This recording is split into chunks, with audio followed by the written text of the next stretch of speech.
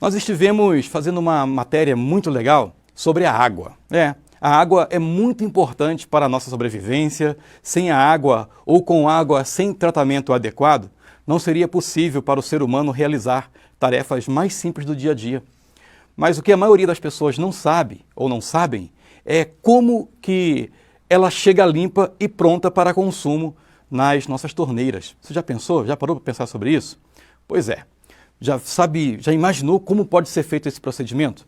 Por isso, para poder tirar essas dúvidas, para entender como é esse processo, nós estivemos na estação de tratamento de água aqui em Taió, acompanhado do técnico Felipe Bagatoli, da Companhia Catarinense de Água e Saneamento, a Casan.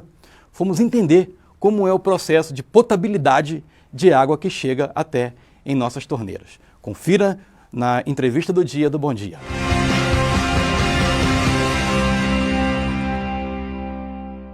O Brasil é uma referência quando o assunto é pertinente ao tratamento e distribuição de água potável. Tanto que a estação de tratamento de água do Guandu, localizada no município de Japeri, estado do Rio de Janeiro, está no Guinness Book, o livro dos recordes. A estação está como a maior de tratamento de água potável do mundo, em produção contínua. É claro que desde sua inauguração da primeira etapa em 95, a ETA do Guandu passou por várias ampliações e melhorias, permitindo a vazão que tem hoje. O técnico da Casan, Felipe Bagatoli, explica como é o processo de captação e adução de água da Casan em Taió. O primeiro processo que é realizado seria da captação, onde que a gente capta aqui, no caso de Taió, no rio Taió. Essa água é captada através de bombas, ela entra dentro de uma tubulação, chega no meu posto de recalque. Lá dentro eu tenho bombas que recalcam, então que transportam água de uma cota mais baixa até na estação, que fica em cima de um morro, para a gente poder fazer todo o tratamento. Então esse transporte, além de ter as bombas, eu tenho uma tubulação, que é chamada de adutora, para trazer água até na estação de tratamento. O processo de adução, então, ele funciona da seguinte maneira.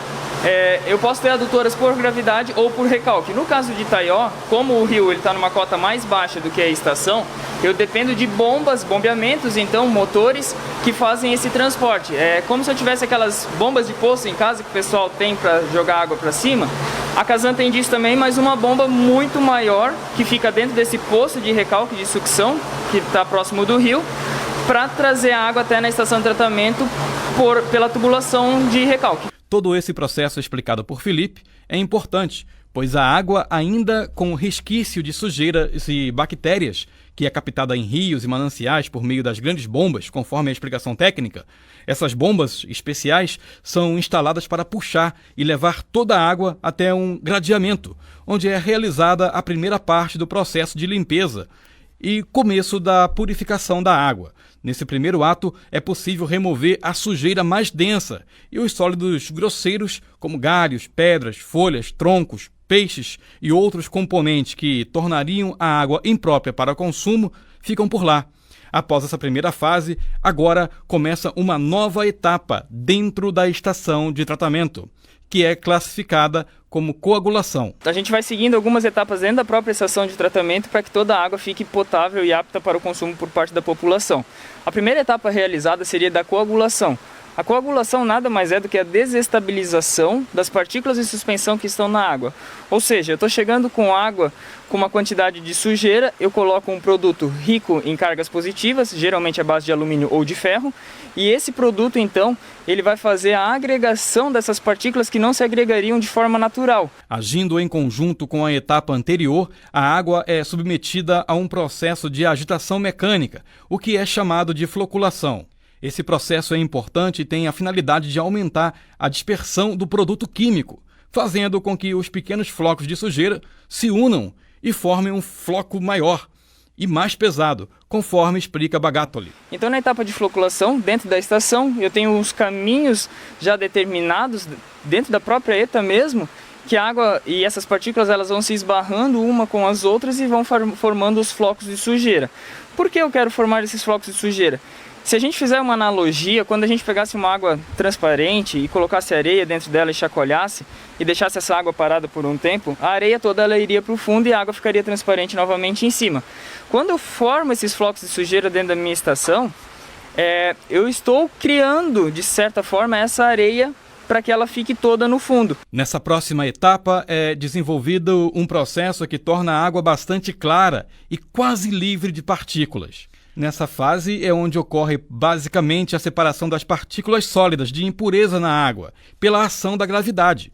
Para que esse processo tenha sucesso, é necessário que a água fique parada por um longo período num dispositivo conhecido como decantador. Isso permite a retirada da água pela superfície, onde teoricamente ela está mais limpa, e a sujeira mais pesada fica no fundo e removida como lodo.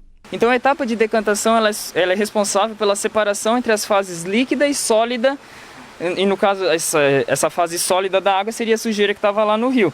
Então na etapa do decantador eu consigo coletar uma água já bem mais transparente. Apesar disso, de eu conseguir tirar uma água com uma característica estética bem boa do meu decantador, eu ainda passo por um polimento final nela. E esse polimento final se dá nos filtros. Então depois da água sair do decantador, ela passa por uma etapa de filtração.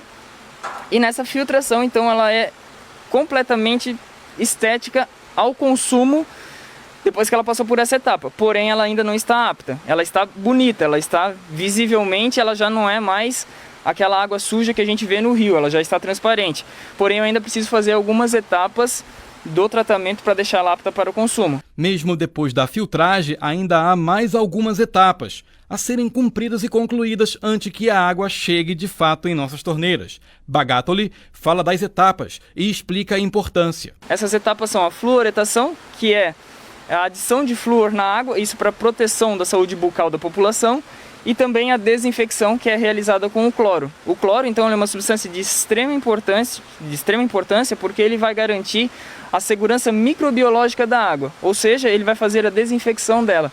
Ele vai eliminar todos os possíveis micro-organismos patogênicos que estivessem ali presentes e com isso, quando a população ingerir essa água, ela não corre o risco de ficar doente. Mediante a explicação técnica e adição das químicas mencionadas pelo técnico, o questionei. Todos esses produtos que são aplicados para poder deixar essa água límpida, cristalina, não tem nenhum risco de fazer mal às pessoas? Não, nenhum risco. Todos esses produtos eles são regulados, eles exigem uma certa laudos, né? E esses laudos são laudos de inocuidade, onde que a presença deles na água não vai causar mal para a saúde da população.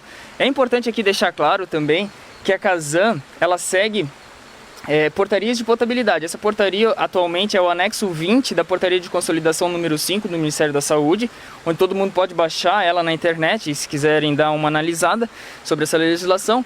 E nela constam diversos rolos e parâmetros que devem ser analisados e controlados pela Casan e pelas vigilâncias sanitárias para saber como está essa distribuição da água. Então, de toda a água que a gente distribui da Casan, a gente tem um controle de qualidade muito grande. Na saída da estação de tratamento, é importante também deixar claro isso, a gente faz análises a cada 2 horas de 5 parâmetros na saída: cloro, flúor, turbidez, cor e o pH. Além disso, em toda a rede de distribuição são realizadas coletas em pontos específicos, geralmente de maior acumulação de pessoas, digamos assim, então prefeitura, creche, hospital, posto de saúde. Existem as coletas para saber como a água está sendo entregue à população. E a vigilância sanitária também faz esse trabalho em conjunto com a Casan. Após receber o flúor, o cloro, uma das últimas etapas de potabilidade, a água é direcionada para uma câmara de contato e só depois ela é enviada para um reservatório para ser distribuída para a população. A partir do momento que ela recebeu o cloro e o flúor, ela tem um tempo de contato dentro desta câmara de contato, por isso que ela se chama assim. Ela vai para o meu centro de reservação, que seria os reservatórios, e do reservatório ela vai para a rede de distribuição para ser entregue a cada consumidor. Após todo o trabalho de limpeza, a Casan ainda faz um processo de secagem do lodo. Toda a sujeira que foi tratada passa por um processo de secamento e depois finalmente é descartada para aterros sanitários, conforme explica Felipe. Isso, então para a gente trabalhar na estação de tratamento, eventualmente a gente tem que fazer algumas manutenções e limpezas nela. Então essas limpezas elas são necessárias porque o rio, né, o nosso manancial de captação, ele vem com uma certa sujeira, certa turbidez, e ao longo do tempo essa sujeira vai se acumulando e a gente tem que fazer as limpezas. E ela gera o que a gente chama de lodo da estação de tratamento de esgoto. Então aqui em Itaió a gente faz o processo de tratamento, né, que seria na verdade a secagem do lodo. Então é recebido nesse primeiro tanque de homogeneização e depois a gente passa para esse lodo para leitos de secagem, onde do leito de secagem, quando ele já atinge um grau de umidade, ele é encaminhado a aterro sanitário.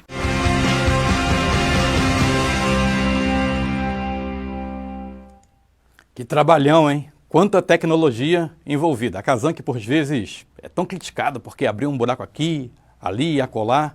Mas nós temos que entender que isso faz parte do trabalho da Casan. Isso é feito para poder revisar ou até mesmo reparar a tubulação. Mas vale a pena ressaltar que, de acordo com informações da própria Casan, há uma parceria entre os municípios onde a Casan atua para que essas irregularidades sejam arrumadas pelo próprio município. Ou seja, assim as obras que se tornam em pontos de reclamação, se caso fossem arrumadas, não se tornaria.